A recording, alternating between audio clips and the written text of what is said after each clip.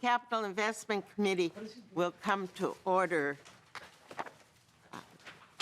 March 10th. And the first item on the agenda today is refers to a couple sheets in your packets on the history of the Capital Investment Committee and the bond authorizations that have taken place in the past. We're setting the stage for developing the criteria that we're going to talk about following. Mr. Lee, thank you for doing the preparation and the work that goes into every spreadsheet that we have and historical documents as well. Would you please begin? Madam Chair and members, I'm working off of a couple sheets. The first one in your packet is a landscape sheet that looks like this. It says capital investment bills 1999 through 2019. This is information that the Legislative Reference Library put together, and I formatted it a little bit, but it shows the House file number, the chapter number if a bill was enacted, the Speaker, the Capital Investment Chair, and then some notes for if there are any line item vetoes, or if it was disaster related, or if there are some other items with it. I think some interesting things to note on this spreadsheet is you can see, kind of get a sense of, by the House file number, how early or how late in session some bills were introduced, and then by the chapter number, how early or late the bills were signed. And then note either the line item veto or the total veto. There's one total veto in the 2007 regular session, and then disaster bill during a special session there. On the next sheet, this is a portrait-oriented spreadsheet that comes from Minnesota Management and Budget that says historical bond authorizations. This is a look for MMB's purposes in estimating the size of the bonding bills. So some of the numbers might seem a little bit different from authorizations in bills, and that's because the total that the legislature often looks at is arrived at slightly differently than the grand total. Usually the legislature, the number that is of most interest during the legislative process is the net general obligation bonds, not the gross, because in many bonding bills there's cancellations. So in this spreadsheet, this is looking at usually at the gross authorization. You can see the year in the first column on the left, and then the governor's recommendations, the total general fund supported bonds. Users finance supported bonds, these are things like the Rural Finance Authority and the MnSCU, and up until the early 2000s, University of Minnesota 1/3 supported user finance bonds. And the trunk highway bonds, you'll note the large authorization in 2008, and then some large authorizations in 2017 and 2018. And then direct appropriations is usually the general fund cash spending, but it can also come from other sources. If you'll notice one odd thing, if you're looking at the old sheet or the other sheet that I mentioned earlier, in the 2004 session there was no bill enacted, but you see a number in this MMB sheet that shows 750 million enacted. That's because in the bill was not enacted in 2014, but in 2004. In 2005, shortly after the legislature went into session, it passed a bonding bill, and you'll see on that first sheet on line 7, House File 3, enacted as Chapter 20. That was the bonding bill mostly from 2004. And for MMB's purposes, they put part of the 2005 bill and counted it as 2004 for their sake of 10-year averaging. Then moving on to the last sheet in your packet, and that's a landscape spreadsheet that looks like this, that has colors. There's a few things here. The first column is both the... Excuse me. Representative Torkelson. Well, thank you, Madam Chair. You know, you talked about 2004 and 2005, where MMB recognized that the 2004 bill actually passed in 2005. But I didn't get similar treatment in 16-17 cycle. Can you tell me why, and who should I complain to? Madam Chair and Representative Torkelson. Mr. Lee. No, I noticed that too. I don't know. I think that was just a choice on the part of management and budget to not change that for rounding. So. For you, yes. Good that you pointed it out, though. All things are not treated the same in history. As history goes by, all things are not necessarily fair. But here we go. We're just putting everything into perspective. Mr. Lee. Then, Madam Chair, members, moving on to the sheet in front of you that says 2020 capital budget. So this has a few different things. The first column is that's under amounts with the footnote is the MMB, the projects that were submitted to MMB. Then it's bills introduced. Then it's any items that were in House File 2529. And so it attempts to be as inclusive of a list as possible. That said, there are, for a single project over the course of the last 2 years, multiple bills introduced, sometimes for one project and sometimes at varying amounts. So you'll note at the very bottom of the spreadsheet for that column, there's a note saying that some of the project amounts are using a dollar figure from a bill that may not be accurate anymore because there's so many different versions of many of these projects. Then you can see the governor's recs on the next column and House File 2529.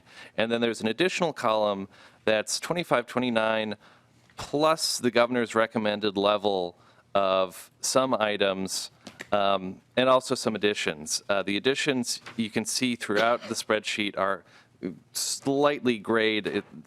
On the first page, if you look at line 9 and line 10 and line 20, you'll see that those aren't introduced as amounts. These are figures that came from the Department of Administration one-page sheet during their presentation where they did an inventory of all state assets and buildings and estimated the total deferred maintenance for each agency. So on line 10, the number for the University of Minnesota is just under $2 billion total deferred maintenance. And then there's a few other calculations that went into that. So where there was a building that the university was proposing that would decrease the deferred maintenance backlog, I subtracted that from that number. And then on line 9, you can see the additional heaper to get to that total requested $200 million amount, which would be over the governor's amount. And you can see that throughout the spreadsheet. I'll make just a few really brief notes on the spreadsheet. First of which on page 5 under the Pollution Control Agency, I just want to point out that you can see the note on line 156 that there are additional appropriations for Pollution Control Agency, but they are requested in the governor's request as appropriation bonds. And then for, let me go a little bit further here. Then turning to page 18, right at the bottom, on line 575, In House File 2529, there was a appropriation for the Schubert Theater in Minneapolis for $550,000. That was actually enacted, so I just thought I'd highlight that. And then moving on to the last page, page 25.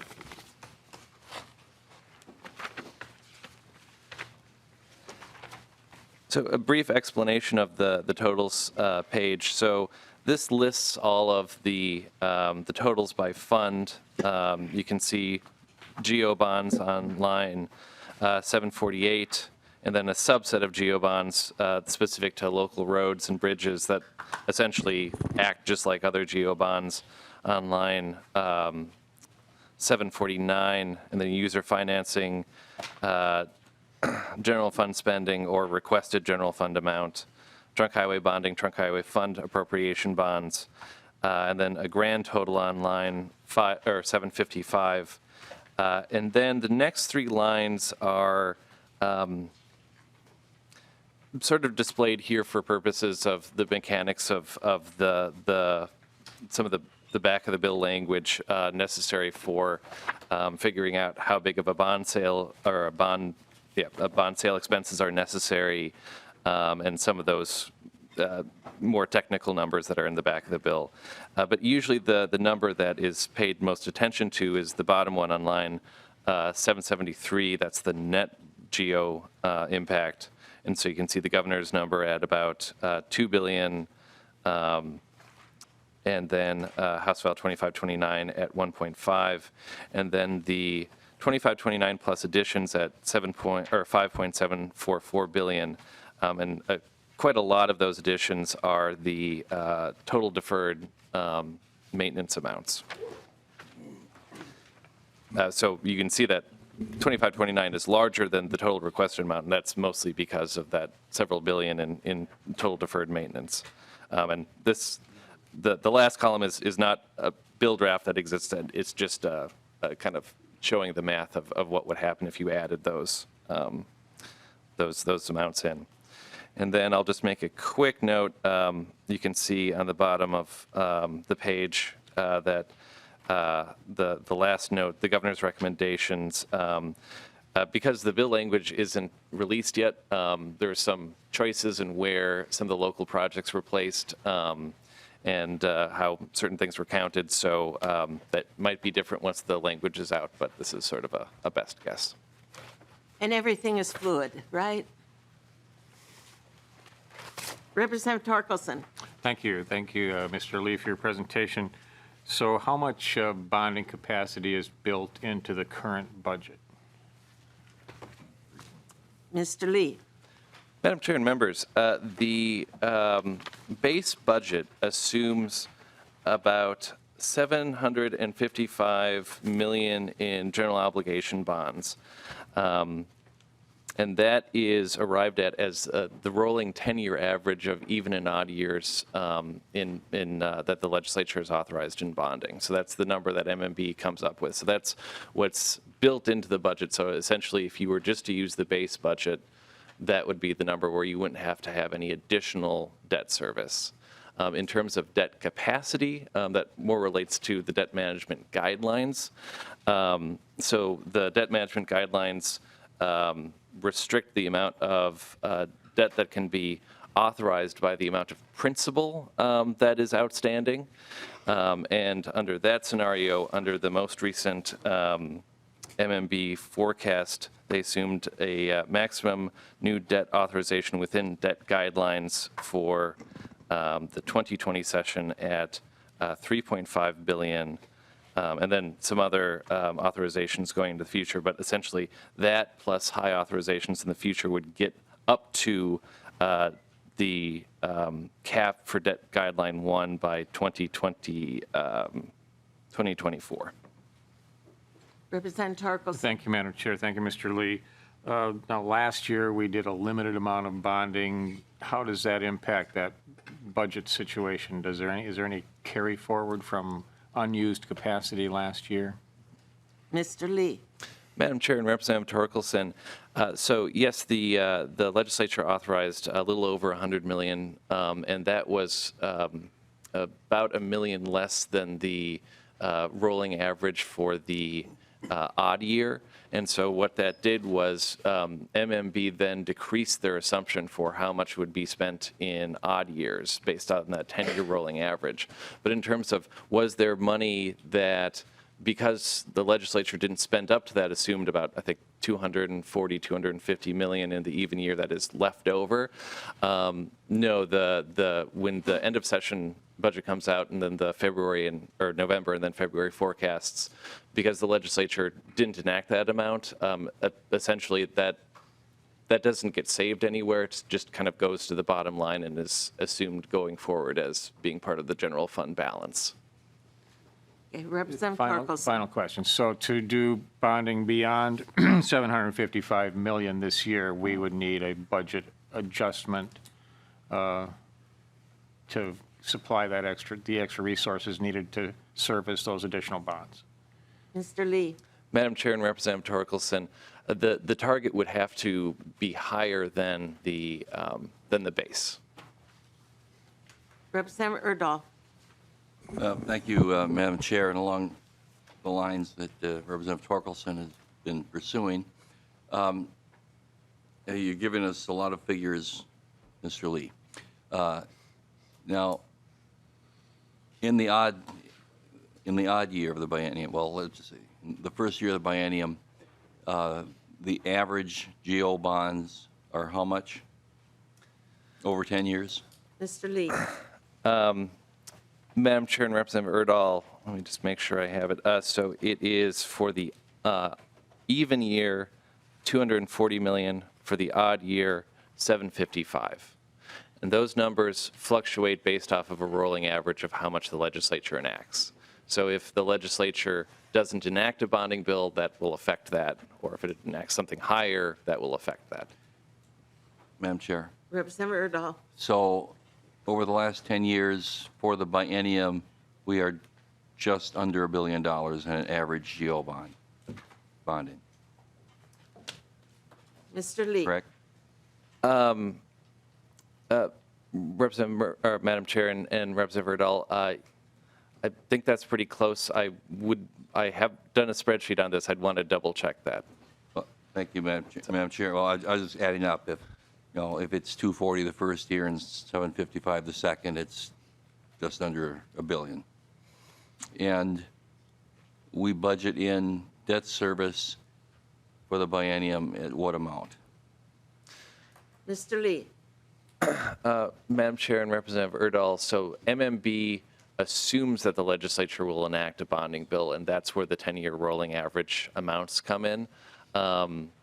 It is not per se a recommendation to the legislature to authorize that amount, but those are the amounts that MMB assumes the legislature will authorize. Because if they didn't assume some level of authorization, then you'd have to basically assume that no bonding bill gets enacted to begin with, and then the increase over base would be quite a bit higher. Madam Chair. Representative Erdahl. Thank you. So, Mr. Lee, the debt service that we pay is how much in the biennium? Madam Chair and Representative Mr. Erdahl, Lee. just one moment.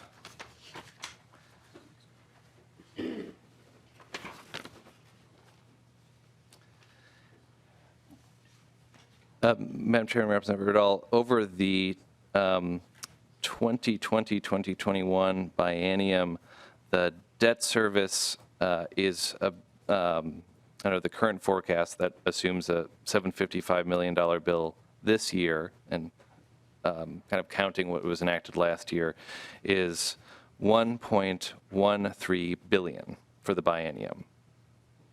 And then in the next biennium, it is about $1.2 billion. In addition to that, there's another category that falls under the committee's budget purview for capital projects and grants, so that's appropriation bonds, spending in cash. For this biennium, that's about $272 million. and for the next biennium, that's about $300 million. And that includes the larger items are the MHFA housing appropriation bonds, University of Minnesota appropriation bonds, the professional sports facilities appropriation bonds, and the replacement for the tobacco securitization bonds that were the 2011 budget issue. Thank you, Mr. Lee. Representative Considine. Thank you, Madam Chair. So that 750 million mark is really an arbitrary figure, just more as a placeholder, because we're going to have a bonding bill? Is that correct? Mr. Lee. Madam Chair and Representative Considine, so yes, in that MMB has to make an assumption of what the bonding bill will be, and they use just the 10 years of the rolling average to as sort of the starting point to make that assumption. Okay, Representative Considine. In a year then when we have extremely low interest rates, it might be prudent to up that figure right away. I'm, again, looking at on a personal level, my son refinanced his house, took an extra $45,000. His payment went up $45 a month. It would seem we have the same opportunity here in the bonding bill to do a little bit more and still come out with the same debt service. Would that be a fair assumption? Mr. Lee. Madam Chair and Representative Considine, I think I can't answer your question. Oh, but, okay. Yeah. All right, thank you. Hypothetical. Great presentation, sorry. Representative Jurgens. Thank you, Madam Chair. And when Commissioner Franz was here, I asked a question, and I don't recall if we got an answer, so I intend to ask him again on Thursday. But I'm wondering if Mr. Lee has the answer to how much, if the governor's request was $2 billion of new bonds, new debt, how much is coming off the books this year? How much of the bonds that we've previously sold are going to be paid off at the end of the year? So I guess, in other words, our debt capacity, if we were to go at, pick a number, $1 billion, or the governor's recommendation of $2 billion, what would our net additional debt be? Do you have that answer, Mr. Lee, or? Mr. Lee. Madam Chair and Representative Jurgens, I think I did see an email from the executive branch that was specific to that. I don't have it on me. I probably shouldn't speculate, but it's in the hundreds of millions of outstanding debt that then is paid off based off of the schedule of the 20-year life of the bonds. And I can find the total principal outstanding currently for general obligation bonds is about $4.3 billion, and for trunk highway bonds is about $2 billion. And then there's various other principal amounts for appropriation bonds. So just for the example of GO bonds, of that, the GO bonds that were issued in, it would have been 2010, would be coming up for refinancing, and the ones that were refinanced earlier would be the ones that would be essentially moving off the books and being defeased. Okay, And Madam Chair, Representative Jurgens. kind of along those lines, could you give us the process as you understand it to refinancing debt? Like Representative Considine mentioned, interest rates are low now. This was a good time for debt. So what is the state's process for basically refinancing the debt that we have? Mr. Lee. Madam Chair and Representative Jurgens, I'll kind of give a sort of a long answer to that. So when the legislature authorizes debt, MMB doesn't immediately go and sell everything that, like the amount of the bill. They figure out how much the projects need cash flow and at what times. And then so irrespective of what the legislature authorizes, MMB issues debt usually once, sometimes twice a year based off of the project needs for the next year. And then, and so each authorization will be several bonding bills worth of projects. And then when MMB authorizes the debt, they've typically structured GO debt to be last 20 years with a 10-year call feature. So something that a bond issuance that MMB goes to market in this year would have a 10-year call feature in 2030. And then if the interest rate at that time period is more advantageous, as it has been for the last few years than when the debt was originally authorized, so for example, the 2009 bond issuance, there was a better interest rate in 2019, so the state refinanced a piece of that remaining debt. And then after that refinancing, the amount of time for the GO bond to be paid back that's been refinanced is still 10 years. So like the total amount is still 20 years. It doesn't extend it another 20. But that's sort of how MMB structures the debt, if that answers your question. Okay. Representative Jurgens, we did get an answer to that question from Representative, or from Dominic Washington, and Ms. Nash will read that. On June 30th, 2020, the state will have $6.338 billion in outstanding general obligation debt. We estimate selling $800 million in additional GO bonds in August for previously authorized but currently unissued debt. If the governor's bonding package is enacted, we would estimate selling 15% or an additional $304 million in bonds from that package. During FY21, we will retire $570 million in general obligation bonds. That means by June 30th, 2021, we estimate having $6.872 billion in outstanding general obligation debt, or a net increase of $534 million. Thank you.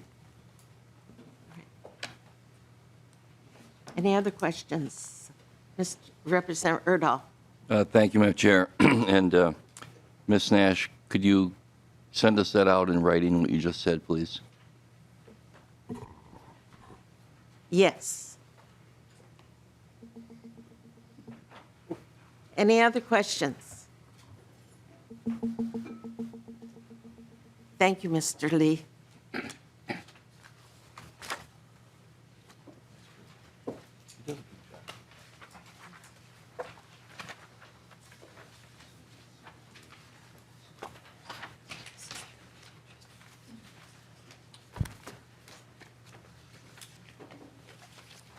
So going forward, how are we going to do it?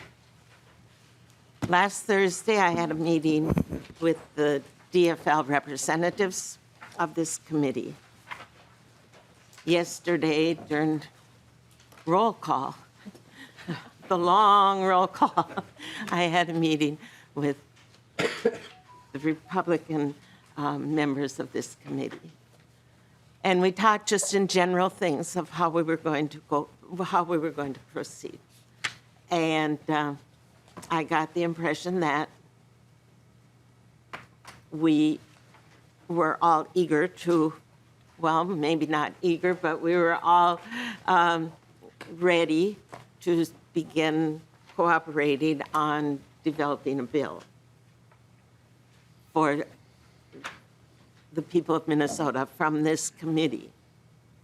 I also got the impression that, like Mr. Lee just pointed out, there have been years where the intentions were very good, but it wasn't possible to conclude with a bill. And there's always another year to go. And it's kind of like what happened last year, in a way. And there's many different directions we could go to putting the bill together. But I did receive loud and clear from both places that the chair's responsibility is to put that bill together. But that's not exactly my history at the legislature, is that I start out with a bill, or it's the dictates of the chair. to do something.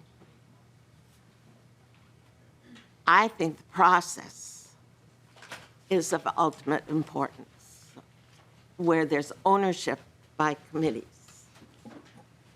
My first experiences at the legislature was developing committee bills with the co-author was the lead Republican on the committee. And we ended up with 132 votes, and these were finance bills. But that was a different century, and that was a different era. And here we are, with the hopes and expectations of the people of Minnesota in our hands, and in our minds, and in our hearts. As Representative Jurgens yesterday said, we didn't, on our tours, we did not see any unworthy projects. But we did see some projects, I'm not quoting here, but we did see some projects that are better left to the cities or the local governments to carry out rather than the state. Yesterday, when I was driving down, I listened to the news of the world. And it was not really good news. And you know it because you listened to while you were driving in or driving down or driving up or driving across. You know, the oil industry is a big question mark for the future now. Representative Hansen's predictions of crisis world over in economics. We didn't really think about that 2 months ago so much. And the country has changed overnight. Minnesota has 2 serious complaints about the disease that's moving the world. And yet our committee started at 8 o'clock and will finish at 9:30, and we will move on to the Thursday's meeting with still talking about the criteria of the 2020 bonding bill. But as we said on the tours and when we met the people that told us our expectations, their expectations for us to deliver. Minnesotans need help. And we have the capacity to help. And we can do whatever's been done by the majority years of bonding, or we can take a bold step forward and put a lot of money into deferred maintenance. Get rid of that so we can go forward for the children of Minnesota in the next generation, in the next 20 years or 80 years. 20 years of this century is already gone. This committee, over the months that since we started this a year ago, over a year ago, our committee has been dealing with heartache and joys and happinesses and cancer and brain surgeries and deaths and births.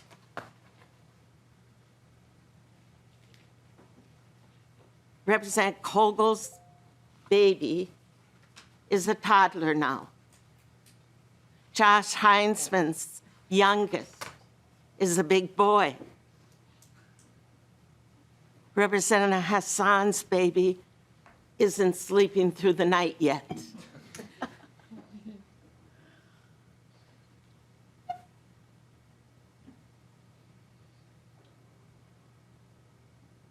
We get up every morning and we come, and sometimes we're tired and sometimes we're not, and we're sharing things together, and we will continue to do so. And we can talk, and we can work out a solution for the future and address the expectations that the people gave us. The things that I saw that have to be addressed, of course, are the things that were most obvious, the emergencies. The soil erosion on the Mississippi and the Minnesota rivers, and that over 120-year-old house in North Mankato, where 2 more storms might have that toppling into the river. We have to address that kind of thing. But there's things that should have been addressed by the state agencies 20 years ago and 30 years ago and even longer that haven't been addressed because it's just been passed off because we have to get enough votes to pass a bill with 81 votes. And we have no idea in the world what the committee on the other side is going to do or has been doing.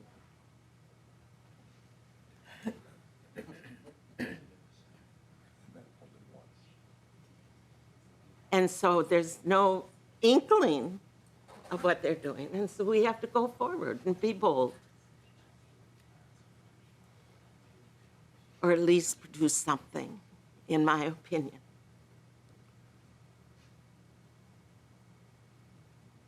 The emergencies have to be addressed. But what I think is an emergency is different than what Ray Dean thinks. And Representative Grosso thinks. And we have bills, we have considered bills. And last week's meeting that ended at 10 o'clock on Wednesday night was not the end of the requests. There are about 10 more, and I understand maybe 2 more after that, we're just waiting for the reviser.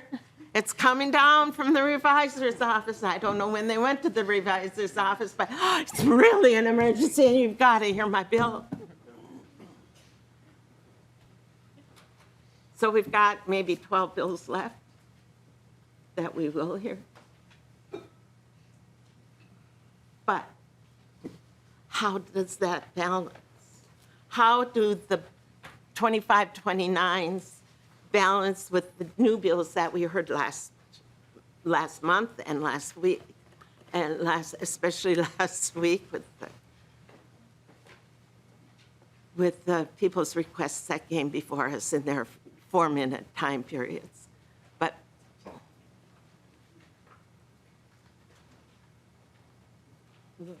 what is criteria that we're going to use? And I really need your ideas on how we will get to there. We have some ideas, of course, and that came out of the 2 meetings too. Some people want a sheet where we number things and use ovals and like a test. Now, I've never thought that test results compiled gives us the best answers. I think discussion and working together gives us the best answers and understandings of what the resulting product delivers to the people of Minnesota. But if you want to do something like this, we can do it. But I do want to have a result. And I do want to have a bill from the Minnesota House of Representatives passed in 2020 in regular session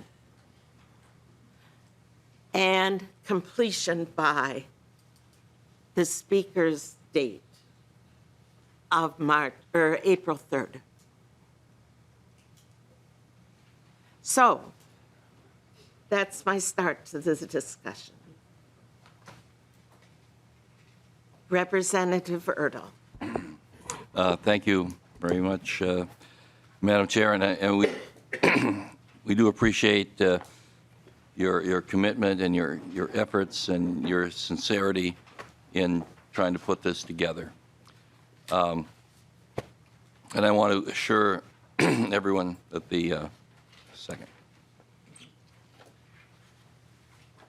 that our goal as well is to get a bill done. As you indicated, there are many needs that the people of Minnesota have.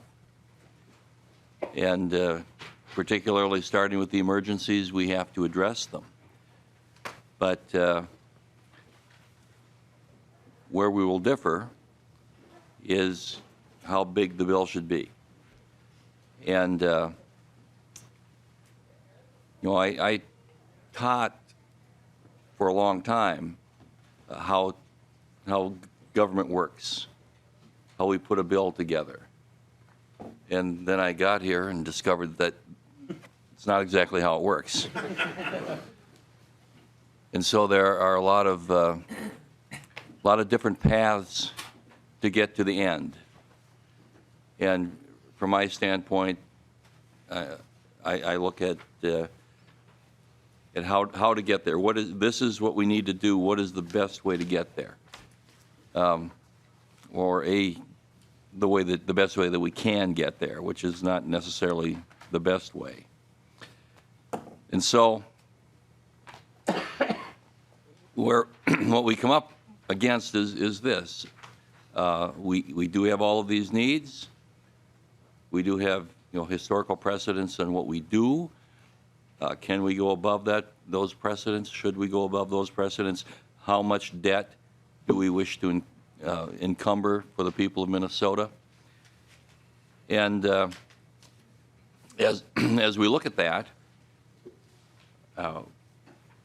just realistically, and I'll repeat a little bit what I said yesterday in the meeting that we had, a number has to come, a target has to come from leadership, House and Senate. And once we get that number, it makes our task a whole lot easier. But without that number, and frankly, the way this place works, I don't know if we can get that number until later in the session, beyond when we would like it. But that's just the realism of the place that we are in because of the various policy and political considerations that we face. That said, we have a couple of ways to go. One is that we in here agree upon a number that I believe could pass, frankly, through the Republican caucus in the House of Representatives. Because you obviously need 6 Republican votes to pass a bill. And if we can't get to that number because there is not the support in our caucus to do it, it makes it very difficult to do a bill. But if we can agree to a number, then we can follow this through just as Representative Murphy would like. And we have all the transparency, the work in public, the putting together, using the criteria that I think Representative Murphy brings up is important to follow. And it all comes together. That, of course, we're making a bold assumption here that the Senate is actually doing this too.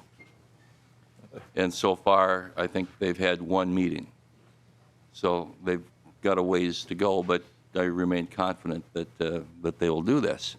Now, the other way to do it is unfortunately the way that it in the past bienniums seems more common, and that is that the majority just passes a bill through this committee at an amount that is much higher than the House Republican caucus can accept. It then goes to the floor and is defeated, and then it comes back here and we do it again for real, and we get the bill done at the end. And so realistically, those are the two ways, the two paths that I see before us. And with a sincere desire that we do get a decent bill done that will serve the people of Minnesota, I remain hopeful that we will get a number to work with before very long. Representative Considine. Thank you, Madam Chair. And I guess I'm wondering if there are some priorities that we can all agree on as we start building a consensus. I would say, personally, I see three. Clean drinking water I can't imagine there's anybody on the committee that isn't committed to having clean drinking water, and that we start looking at bills that provide that. The opposite end is cleaning up wastewater.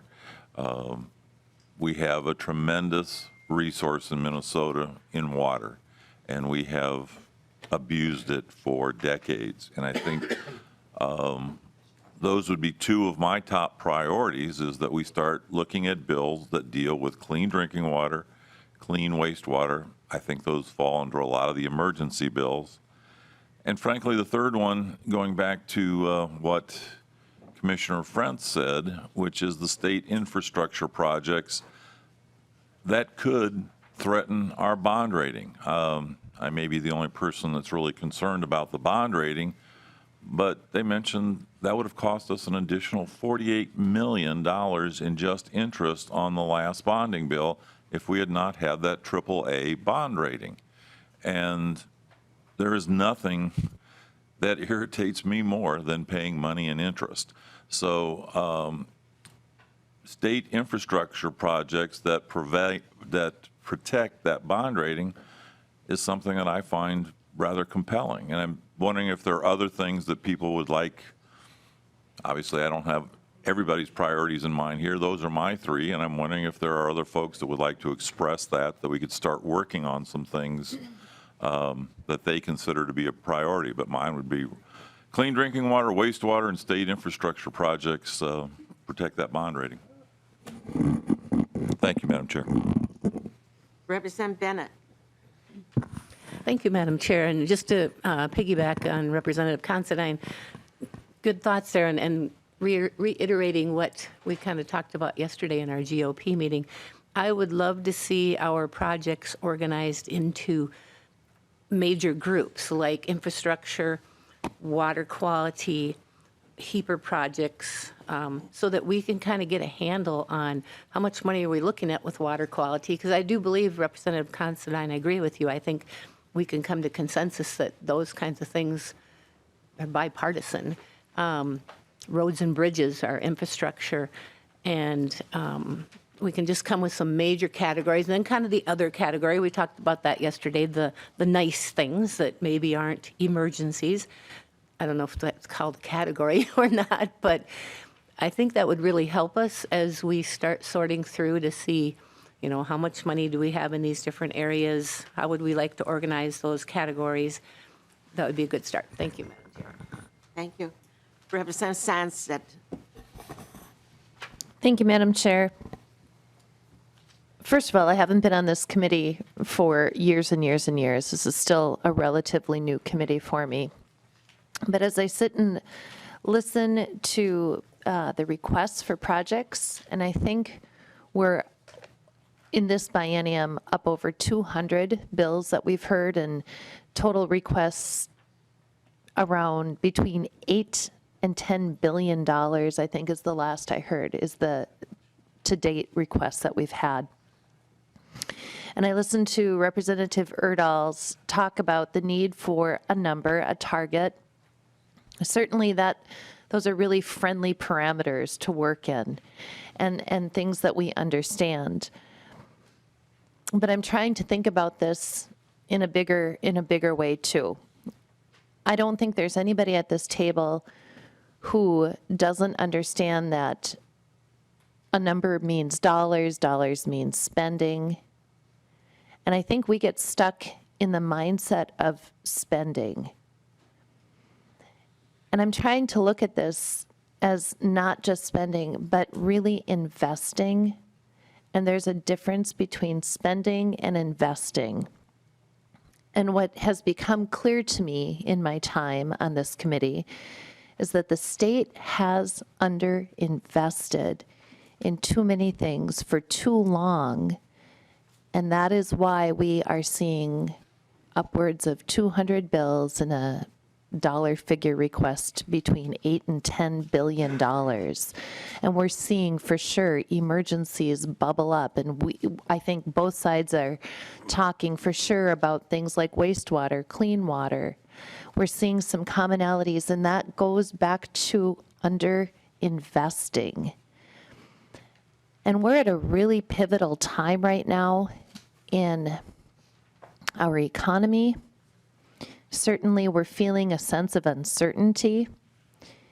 My attitude, about what this would look like today, it looks very different than it did a month ago, given what's going on with health issues. And we have what I believe to be a very artificial cap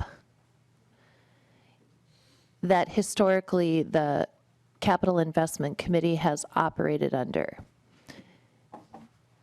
I haven't seen anything legislatively that limits, restricts. And as we are putting our bill together, I want to encourage people to really think about investment. Investment as a state, but for the future of our communities, our children. If we don't shore things up now, and that doesn't include necessarily the fun things, the nice things. I'm talking about basic investments that put communities on a safe and level playing field to where maybe in the future they can build out. I'm afraid we're really headed for a downward spiral. And that number, whatever we end up with, may look very different than what we're used to it looking like. But it's our responsibility to do the best we can for not just our generations today, but future generations. And we have just underinvested for so long that I want to urge, don't think necessarily spending, think about investments and what that does. The other thing, Madam Chair, that I really think we need to be cognizant of is as we're figuring out this bill, clearly we heard from communities that, at least in my opinion, there are projects that may look better pushed off to a local government unit, yet tax capacity or tax base is not there for many of these communities. And I think that's an important piece to take in as we're considering these projects, because again, if we as a state don't step in and help, then we're back into the scenario of things costing more and underinvesting and just perpetuating what feels like a very downward spiral to me. And those are my thoughts. Thank you very much. Representative Dean. Thank you, Madam Chair and members. Excuse me. I am getting better. Representative Erdahl put forward 2 scenarios on how we can do this. I think, of course, there are other scenarios. And if there's anything that I gather from this list of money's gone out, who it's gone out for, whether it's trunk highway supported bonds or whatever, there's nothing consistent here. Nothing consistent. You noticed that. I did. So for us to start from a lens of having to be consistent with something else in the past, I think is really sort of starting off on what I would say is the wrong foot. Let's start from the point that there hasn't been any consistency for the most part over a period of 20, 30, 40 years. This goes back, a good 40 years, which can teach us a lot. Now, if we go back 2 or 3 years, we're going to get a certain type of lens. But if we take a longer view, we'll see that. Before I came in the legislature, I spent 6 years on the Capital Long Range Improvement Committee for the largest city in the state of Minnesota, Minneapolis. And we went through a process like this every year. It was a group of 33 citizens that was led by staff. And what we did is we evaluated each project on a set of metrics. And then ultimately there was an average score that was created for each of the projects based on how each of us graded them. And then we sort of created the list of priorities. And we did this without knowing how much money we had. There was no indication of how much money we could really feasibly bond and do those other types of things. And then we, the finance people would say, well, here's what we believe we have. And we draw a line, for all those totals of those projects above. And then we would look at that line, and then we would start to discuss the projects that maybe were above the line, that maybe shouldn't be included, and some of the projects that maybe appeared below the line that should be included. And we went through a process of discussion and negotiation that I think was a very viable way, just as is, the majority putting together a bill and the minority deciding no, that number's too high, voting it down, and then whereas Representative Erdahl say, and then start to work on a real bill. There are other ways we can do this. And if we're going to be locked in the past, then I would just say, Chair Murphy, write us a bill. We'll look at it. It'll get passed or not get passed. And then we'll come back and we'll talk about some stuff. And then we'll figure out how to get those 6 Republican votes we need. And then we'll have a bill. That's certainly a plausible way of doing this. It's a way we've done it in the past. I've been on this committee 8 years, and it's varied a little bit, but that's kind of been it. In 2016, of course, we didn't have a bill. And as a matter of fact, in 2017, we didn't have a bill. It wasn't until the special session of 2017. So that's maybe why you didn't get credit, Representative Torkelson, because the time had lapsed out for you to get credit for that. I'm just going to throw that out there. But I also think that as we think about these emergencies and urgent needs, we also have to understand that Minnesota is a very diverse state. Our cities are very, very different. The city of Minneapolis, in many ways, does a pretty good job of keeping its infrastructure up. because we have that tax base and we're able to do that. You know, some other smaller towns and smaller cities don't have that tax base, and that's why we have a little bit of responsibility as a state of keeping them, keeping those towns alive, keeping those towns working, helping those individuals' lives. As we also consider this, I think we also need to consider there are two factors that help fund the state of Minnesota. One of those is income tax. We get a lot of money from income tax. So the issue of jobs becomes important in the work we do. And the other is sales tax. So the decisions we make on many of these projects are going to impact those two factors as well. So we have to sort of, you know, balance some of those things as we consider the projects and as we move through what type of income tax impact will that have. And that's in two ways, the actual building of projects and the work of the projects, but how those actually keep jobs, you know, continuously moving forward. And then, of course, sales tax. And we do make some exceptions on some of the sales tax for the particular projects relative to how those projects, building materials and things like that are funded with their sales tax. But realizing that, you know, if they're a piece of commerce, that sales tax generated from that piece of commerce will also have impact on the state. And my voice is going, so I'm going to stop now. Thank you. Representative Lehman. Yes, Madam Chair. Thank you for, My name was mentioned. pardon? Excuse me, Representative Lehman. I yield. Representative Torkelson. Well, thank you. My name was mentioned in the previous testimony. I feel I have a right to respond.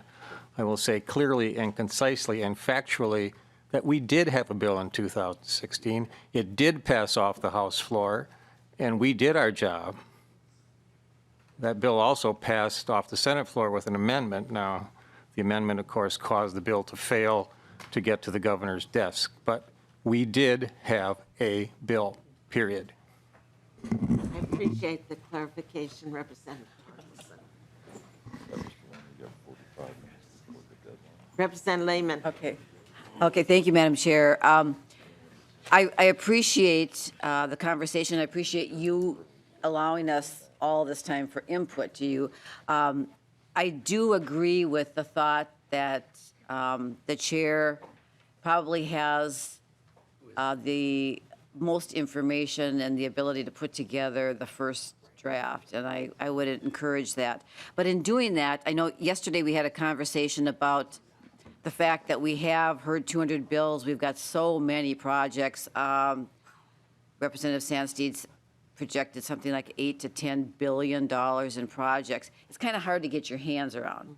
So one of the ideas that came up yesterday, and I think it also falls in line with maybe what Representative Dean said in having that list of priorities or criteria, is some of these projects are really ready, and they have been ready for some time. Some of these projects have been presented to us more than once and are really now urgent because they've been waiting and they're ready. So if there is a way for staff have a lot of they've asked a lot of questions, went on all the tours, to tell you and tell us which, you know, kind of on a readiness factor, because we don't have $8 to $10 billion. And so that would be a quick way of getting the money out there where it's needed right now, right away. And then just as a little piece to that, I just want to support what I also heard today is, in addition to readiness, is a capacity. Some projects have a matching amount, others don't.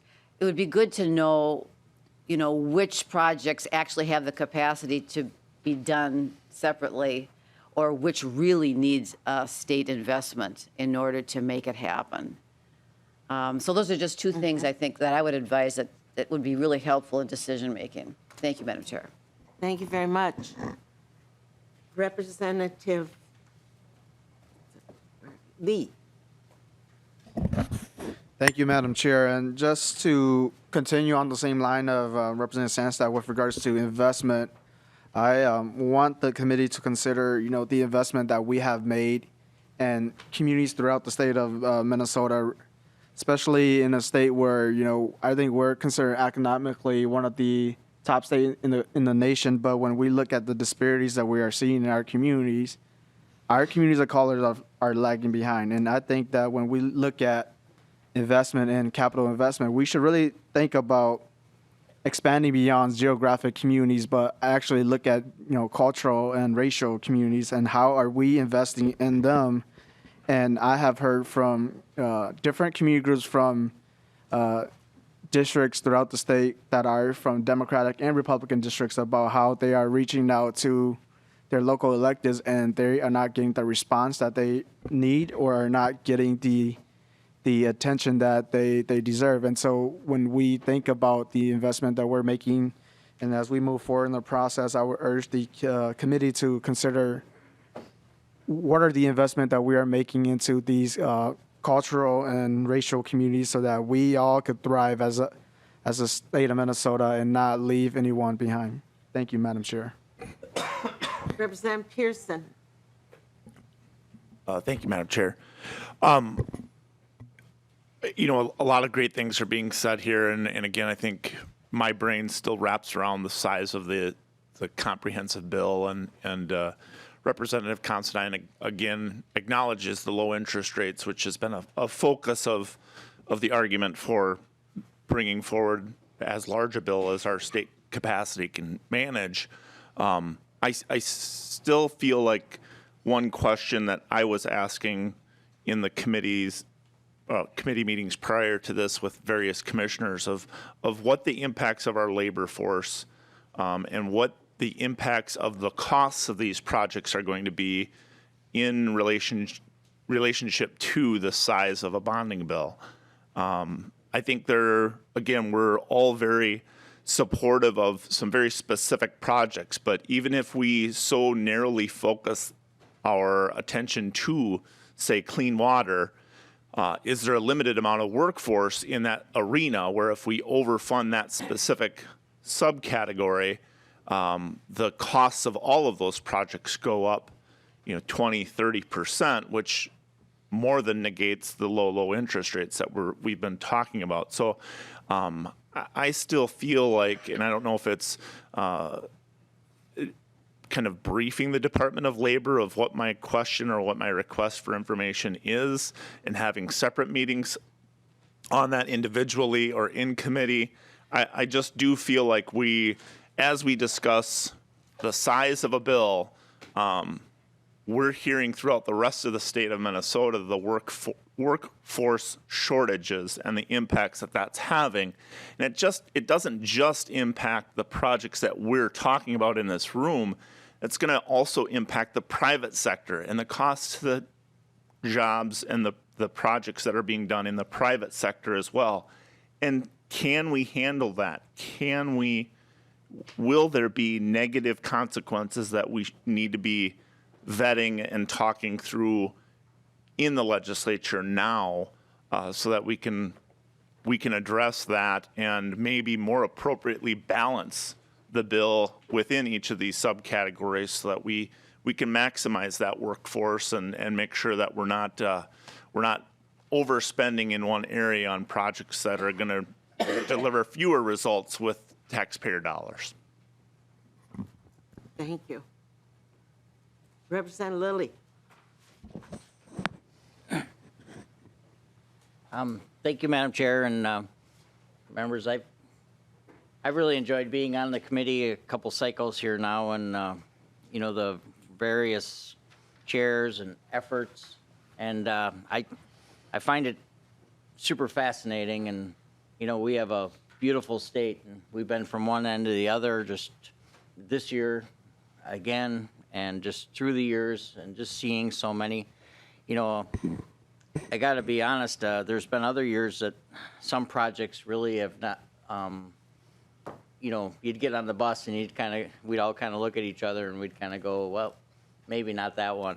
I can think of one building in particular we all kind of talked about. But in your introduction, Madam Chair, you spoke that that really isn't the case this year. And, you know, we've seen so many of them on the tours and in the presentations here. And, you know, it's going to be a difficult task because there really isn't clear, I mean, perhaps there is some, but just really not as clear as there might have been other years. So that makes it tough. And then, so then you start thinking of how do you put a bill together, and certainly what Representative Erdahl mentioned in his comments were pretty true, and how, you know, I studied politics in college, and the reality is, you know, it's nothing like this, of course, absolutely nothing. So his comments were spot on. You know, yeah, sometimes I think, well, maybe it'd be better to watch like a MacGyver show or something, you know, because you're put in a situation and you're going to figure it out and throw it together and put some duct tape here and you know, I mean, it's probably not the right thing, or maybe a sausage factory or something, you know, where you just kind of throw it all together and it just kind of comes together. But I guess the point is, or that I'm trying to make is that, you know, it's, the reality of it is probably going to be a little more difficult, Madam Chair, than, but out of respect to your request, you know, I've been lucky enough to serve on other committees, as all of us have, and I kind of lean towards the Lessard-Sams committee, and maybe you might consider trying this. It's we could put it on a database, maybe 3 scenarios, maybe the high number that you've mentioned, 3, or this more ambitious, realizing the need, the $3 billion number, 3.5, maybe the governor's number 2, maybe the number we've heard today from former Chair Erdahl, you know, around $1 billion. But you could, what they do in there, you'd be in a computer program. It's kind of similar to your sheet, and then you just actually divide the money up, and you come up with a bill. So I think you could talk to them. They're right down the hall here, and just ask them how they do it, and we could just enter all those in, and we all could do it. I'd recommend that that we each do it and it's anonymous. You know, that way people that don't really as much want to participate or have their names attached, but each person would do it, hopefully in good faith, and you'd come up with maybe 3 scenarios. And then what they do in that committee is they come up with the chair then comes up with the chair's bill based on those numbers. And it does vary sometimes a little with the chair's bias or goals, you know, whatever that might be. And so that's a scenario that might help you achieve your goal.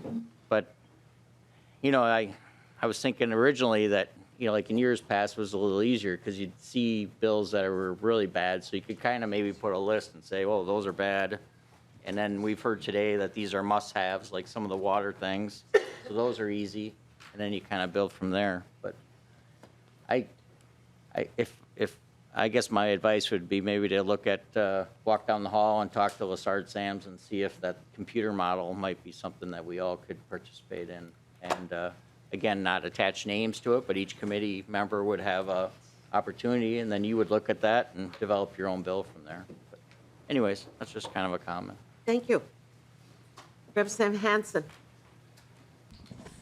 Thank you, Madam Chair. And, you know, I think in your comments, you referenced that things change overnight. And I think that's where we are as a state and as a country. And as elected leaders, we have to demonstrate adaptability. And as we do that, the choices we make could be right or they could be wrong, but we are empowered by the voters to make those choices. And so we have to be flexible when the conditions change. And I believe a week from now, the conditions may change, be even more different than they are today, or than they were a week ago. Maybe they're not, but it would be cautious. It would be prudent to be cautious on what can happen economically. And so the world right now where contractors may be full of work may not be the world by the time the session is done. If large events are canceled, if conferences and conventions are canceled, if hotels and restaurants and coffee shops and the service industry cuts back, then what do we have but public works projects? We used to call this public works rather than capital investment because it would put the public to work and be working for the public. And so I think we have to think of this as a public works bill, and the heaper and the napper and the things that are not shovel-ready but are paintbrush and polishing ready, that are immediate jobs that could put people to work during the summer and fall on public infrastructure, I think we should prioritize. I also think that in addition to the size of the bill, a bill is judged and has been judged almost immediately on a 50-50 analysis. 50% Greater Minnesota, 50% Metro. Where do the projects, what does the outcome be? And that 50-50 world does not exist.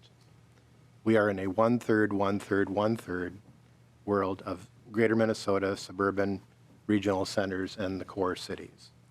And I think in 2020, instead of a 20th century view of outcomes, we have to start looking at things as a 2020 view of current reality, where those investments are made.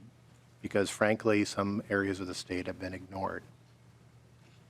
So I think a large heaper, napper, fixing stuff component is there, and then emergency needs and assessments that have an outcome that is balanced is important. Thank you. Representative Erdahl. Thank you, Madam Chair. And first of all, I want to clarify, something that I may or may not have said earlier in terms of being able to give you a number and put something together today. I don't know that number. I was being hypothetical. I have not been given a number by anyone that I believe would satisfy my caucus today. That time will come, hopefully sooner rather than later. And I do believe that there is a desire in my caucus to get the bill done. And I would hope that when we eventually do that, it's going to be more than just 6 Republicans.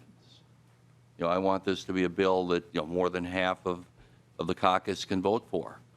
Keep in mind, there are some that just don't ever vote for bonding bills, and that's reality. But there is hopefully going to be a bill when we do have a number that I don't have today that can get those votes. Just a few other items. I don't think, unless someone can clarify this, that we have 8 to 10 billion in requests. On the sheet, it's still 5.7 billion in requests. Perhaps when I'm done, if Ms. Nash or the chair can clarify that. Now, regarding Representative Considine's comments and Representative Dean's, I think generally we are going to be in agreement as to how this money should be spent, invested. And that is in these larger areas where, again, the state of Minnesota owns property. We own buildings. It is our responsibility to take care of the things that we own. And that's basically what this is all about. But it will come down to, in this biennium, how much. Okay, if we have $350 million in HEPA requests, are we going to do $350 million, or is it going to be 300 or 250? I mean, that's where part of this discussion is going to come from. And more specifically with Representative Dean's comments, remember that a lot of these things that we are talking about, that I think we will be in agreement about, PFA, local roads and bridges, the HEPA, the entities that put these lists together already have rated them. PFA is rated. Local roads and bridges are rated. The University of Minnesota and our state colleges, universities have given us their list of priorities. So to some extent, a lot of what we are talking about doing is done for us. There are other areas that we are going to have to do some prioritization.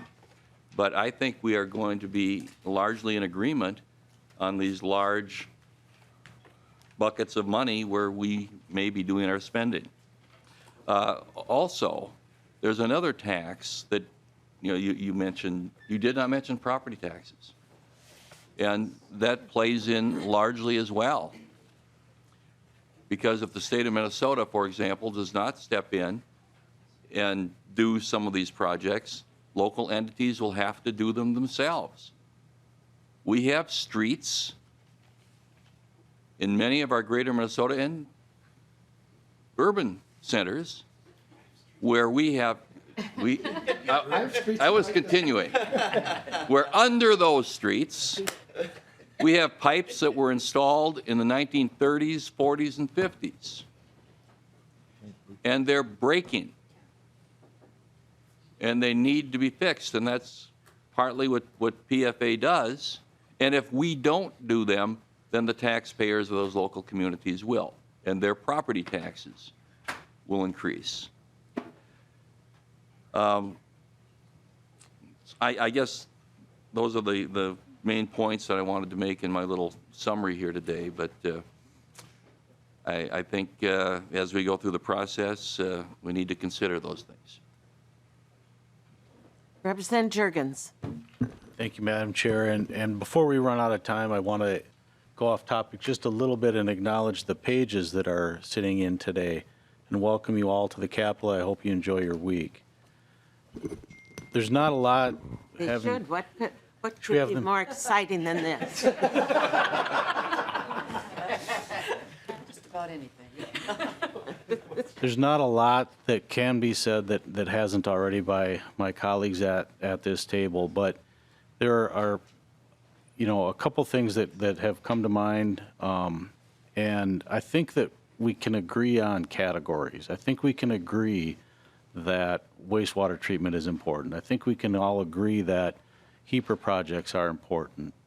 And as Representative Erdahl just said, on many of those lists, the work is done. The priority lists have already been compiled, and we can allocate an amount and just go down the list and see how far down the list that amount of money will get us. So that's where our work comes into play, but a lot of the prioritization has already been done. We've heard about the jobs that are created as a result of a bonding bill, and I don't think that you should create a bonding bill, pass a bonding bill for the purpose of creating jobs. I think the jobs that are created are a benefit of it, but you fund a project because the project makes sense, not because of the jobs that it will create. That's just a benefit of it. And I want to make sure that we keep that in mind as well. And Madam Chair, just one final thing. I will listen on Thursday when Commissioner Franz is here to talk about the process that the governor went through. And it's important to have the governor on board because ultimately we need the governor's signature. But as we talked about yesterday, the governor can only sign what we send to him. So this will be our bill if and when we get to that agreement. And I would just want to make sure that we are keeping that in mind, that this is a process, however the sausage gets made at the end of session or whenever this comes to be, we've put in our time, we've visited these communities across the state. We sat here till 10 o'clock last week hearing 40 bills. I mean, that has to count for something. The work that we put in has to count for something. And in the end, I'm hopeful that we'll get a good bill that, as Representative Erdahl said, doesn't just get the 6 needed votes from this side of the aisle, but many more. Thank you, Representative Jurgens.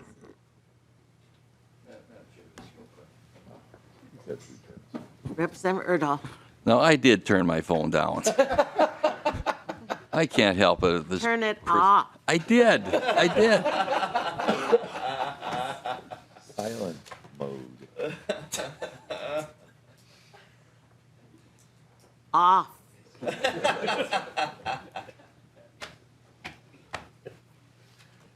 I think Representative Jurgens, Liz Connor is coming. I'm not sure that Commissioner France is coming, but we'll tell her to talk to him before she comes. And that's Thursday. If you want to start the process on a 3x5 card, you listed projects that definitely should be funded, not more than 12. That would be a helpful start. If on another card you had 3x5, 10 projects that just can't make it, that would be helpful. And if you titled the card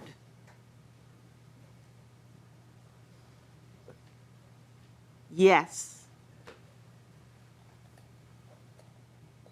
and the other card untitled, Just say no, just say no. I would appreciate receiving those cards. You did really well today in thinking. Representative Nornes, Representative Sauk, you have a different message, and I hope you'll share it with us. Not today, though. Not today, but your day is coming. Day after tomorrow.